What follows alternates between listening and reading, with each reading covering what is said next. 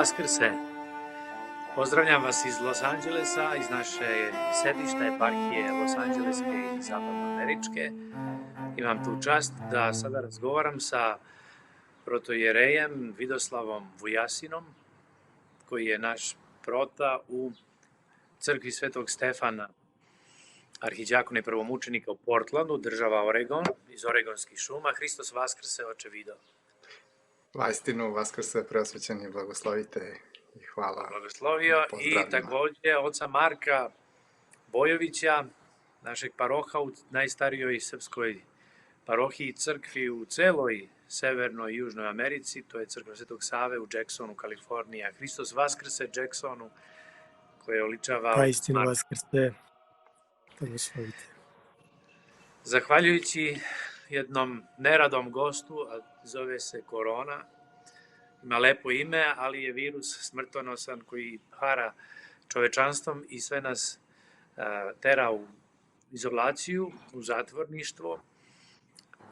Mi imamo sada tu priliku da razgovaramo na ovaj način, pa je episkop uvek zadovoljstvo da sa svojim namestnicima razmeni mišljenja o tekućim događanjima, o životu parohijana i naših zajednica. Pa bih počeo sa severa, oče Vidoslave.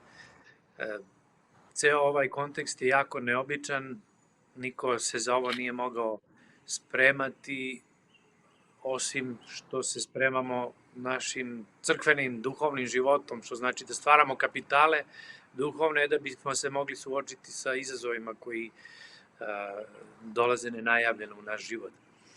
Hteo bih da podelim s vama ono što sam čuo od prethodnih sagovornika, sveštenika iz San Diega i Arizone, da se naš narod dobro drži, da se po uzoru na drevne hrišćane pokorava svim zakonima, istovremeno svojim življenjem nadilazeći zakone.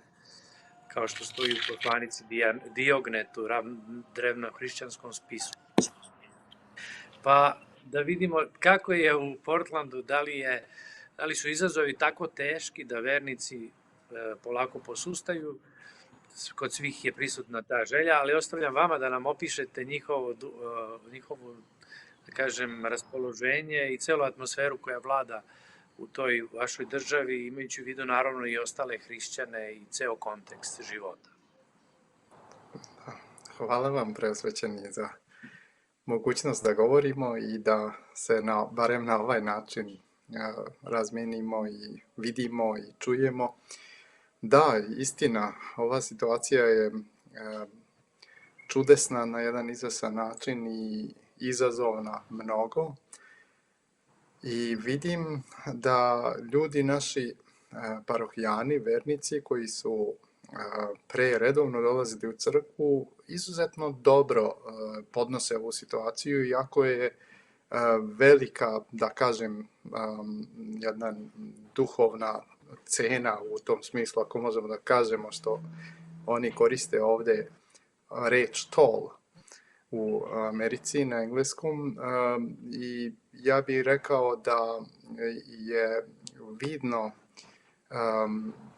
je vidno to da se naši ljudi, postoje, tako reći, duhovni kapaciteti i rezerve iz kojih oni crpe, i naš narod je nekako istorijski navikao na izvesna odricanja i mislim da u nekom genetskom ključu možda naših ljudi postoji ta mogućnost. To smo vidjeli u ratnim godinama, kako su se naši ljudi nosili sa izazovima, iskušenjima ratnim i posleratnim, u izbeglištvu. Mnogi ljudi, moji parohijani ovde u Portlandu, su na svojstven način 2 puta menjali u zadnjih 20 godina svoje mesto boravka.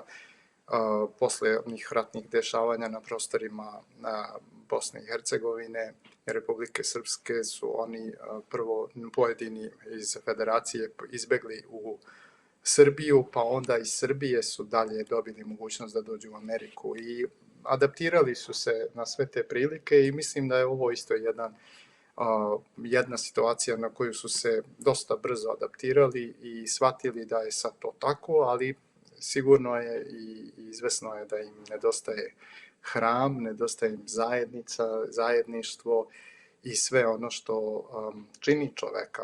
Ja kao sveštenik mogu da kažem da nisam nikada ranije osjetio toliko nedostatak tog susreta živog, aktivnog sa svojom pastvom koliko to sad vidim. Iako kao sveštenik i kao sveštenici aktivno i dalje imamo kontakt, ali taj živi susret u zajednici, na liturgiji, u hramu, oko hrama, to je nešto što je izuzetno sada nedostaje svima nama. I vidjet ćemo kako će ovo dalje da bude. Mi se nadamo da će ova situacija da se pokaže. Samo da ovo još kažem, guvernerka je produžila 2 meseca ovo stanje lockdowna, pa vidjet ćemo sad kako će dalje da bude. Ali držimo se dobro i imamo duhovnih rezervi i kapaciteta. Da, oče, hvala. Nadamo se da ćemo i ovim putem moći našim vernicima da prenesemo poruke života, ohrabrenja, nade. Pa u tom smislu se zahvaljujem na dosadašnjem vašem trudu i svemu što ste sada rekli.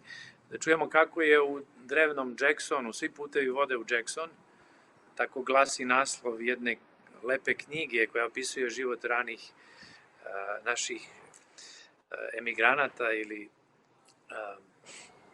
pridošlih Srba iz svih srpskih starih drevnih zemalja i krajeva. Oče Marko, možeš li nam kazati nešto kako je sada i da li ima pouka iz prošlosti? Hvala. Pa, iako je ovde struktura parohije značajno drugačija od ove koje je pomenuo prota Vidoslav, naime ovde su većinom naši ljudi pristigli previše od 100 godina, tu su već 3., 4., 5. pokolenje rođeni u ovoj zemlji. Ipak suština poruke je ista kao i u slučaju oca Vidoslava, što je s jedne strane govori o šarolikosti ne samo ove eparhije, nego uopšte pravoslavlja u Americi, ali s druge strane i suštinske bliskosti i jedinstva, tako da ovo je takođe malo mesto, gradić od svega 5000 ljudi, koji je centar okruga Amador, u kome živi 30 i nešto više hiljada ljudi. Tako da smo u određenom smislu blagosloveni, jer nema velike gustine stanovništva, što je za ove prilike povoljna okolnost. Ali s druge strane, s obzirom da smo deo ove savezne države, Kalifornije, manje više ista pravila važe i za nas. I s jedne strane smo zahvalni što smo dobili priliku za nešto za što možda do sada nismo imali vremena ili interesovanja u svoj užurbanosti života koja je krasila vreme iza nas, ali s drugim rečima da možemo da se zagledamo u sebe i svet oko sebe, da se preispitamo i nadajmo se, postaramo da se popravimo, a sa druge strane smo naravno svi željni jedni drugih i onog živog susreta koji nas zapravo i čini ljudima onakvih kakvima nas je Bog stvorio, bićima zajednice, liturgijskim bićima. Marko, prošli put si nam jako lepo opisao jednu svoju ličnu da kažem, dimenziju doživljaja ovog problema, pandemije. Ne bih sad na to išao. Ostali su mi takođe i važne, ovako kao upečatljive reči, da se nadaš da ćemo posle svega ovoga izaći sa poukama za bogougodniji život. A ono što sam sada hteo da istaknem jeste nešto što se često zaboravlja, pogotovo u jednoj širokoj slici ove pandemije i mesta crkve i hrišćana u njoj. Naime, to je uloga sveštenika kao nekoga koji, iako su svi naravno pogođeni time, ali on je nekako na jedan suštinski način, čini mi se, najranjivije biće. Naime, sveštenik je taj koji se u praznom hramu moli za sve, istovremeno je taj koji je pred tako jednim tužnim prizorom, nema vernika. Kako sad to nadomestiti? S druge strane, čuli smo i neke kritike, pogotovo u Srbiji, na račun sveštenika i toga.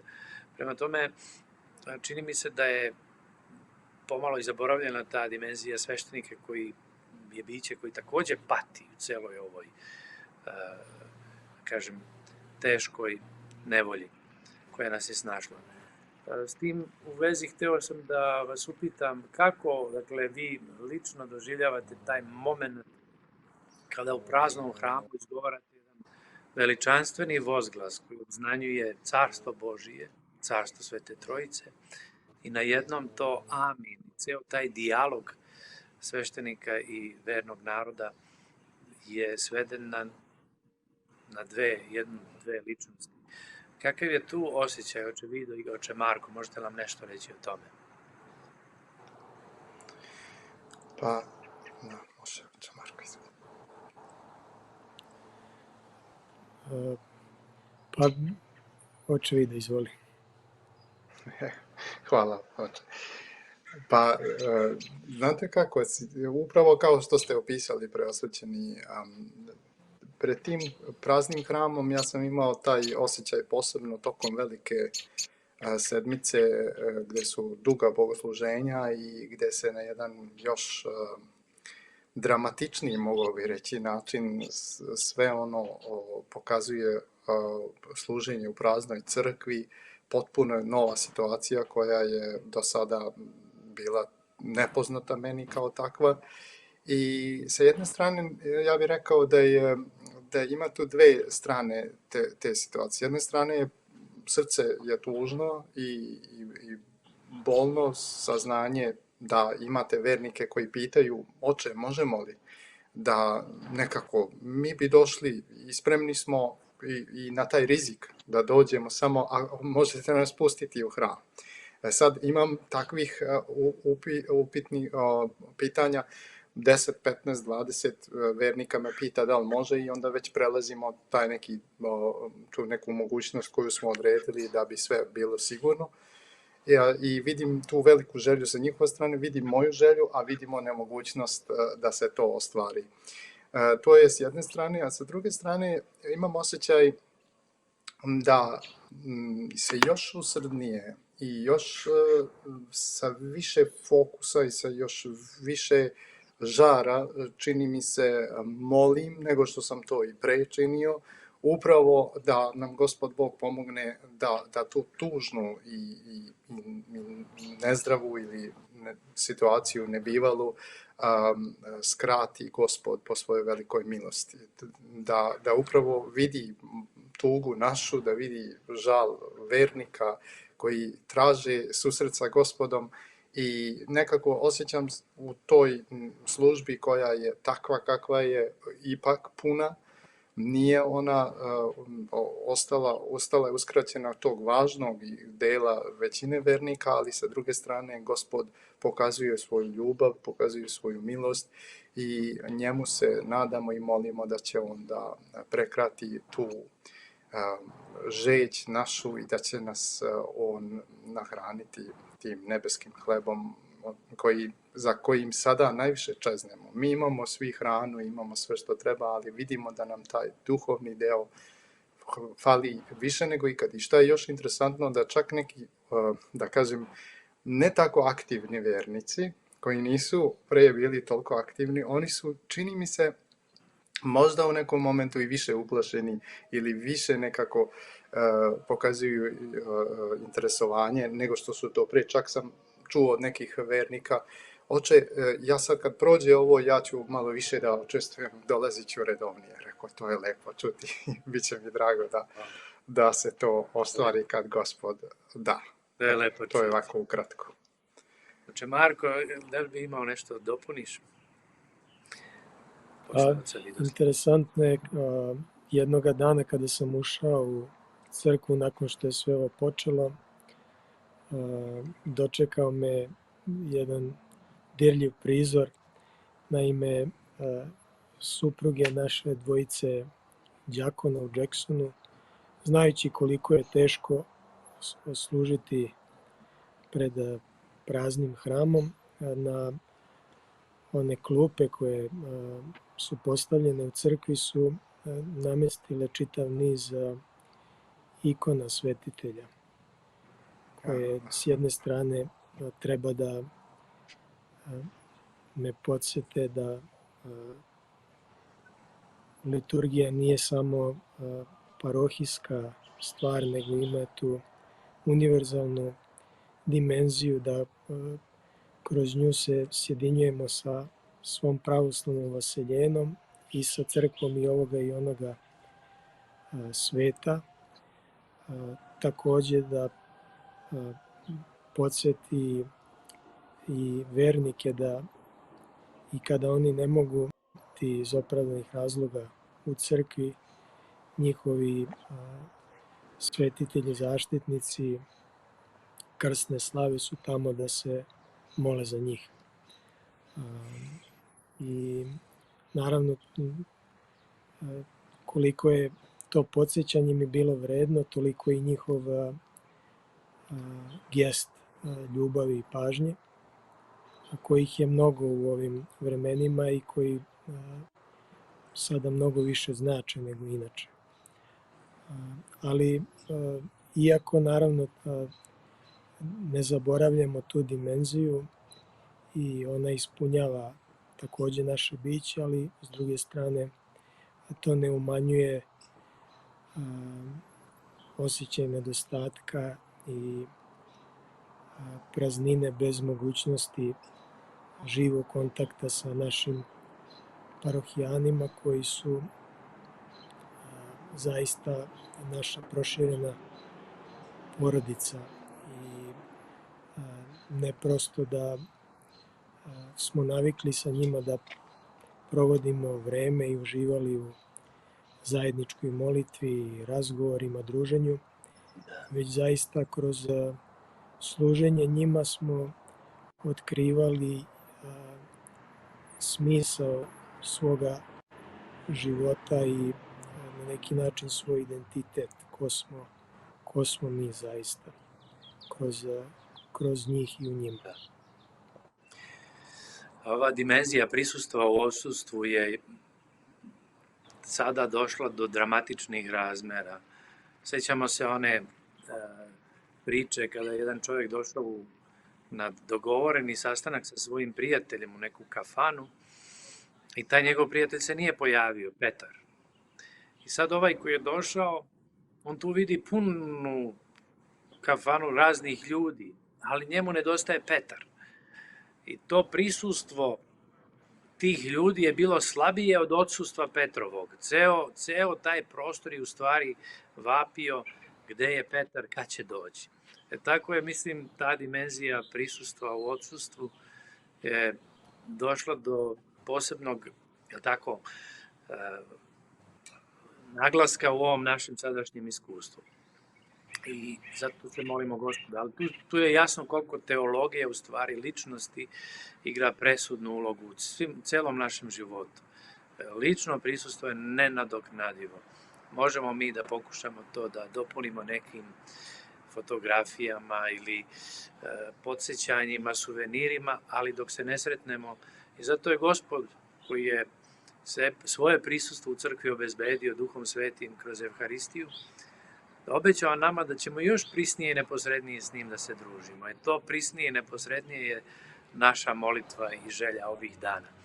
Želim vam da nastavite u paskalnoj radosti, a Pasha je prolazak, svetkovanje, da bojite, ako su te potrošili vaskršnja jaja, da ih nastavljate da bojite i da ih imamo sve do Spasovdana.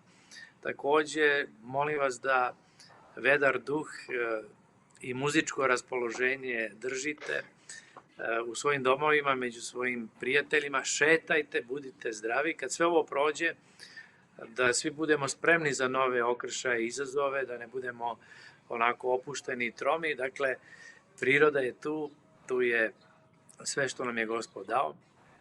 I ako Bog da se svi vidimo u zdravlju i radosti i da se jedni s drugima izgrlimo i da nastavimo dalje objedinjeni. Hristos Vaskrse. Hvala vam za učešće i do skorog viđenja. Daj Bože, vaistinu.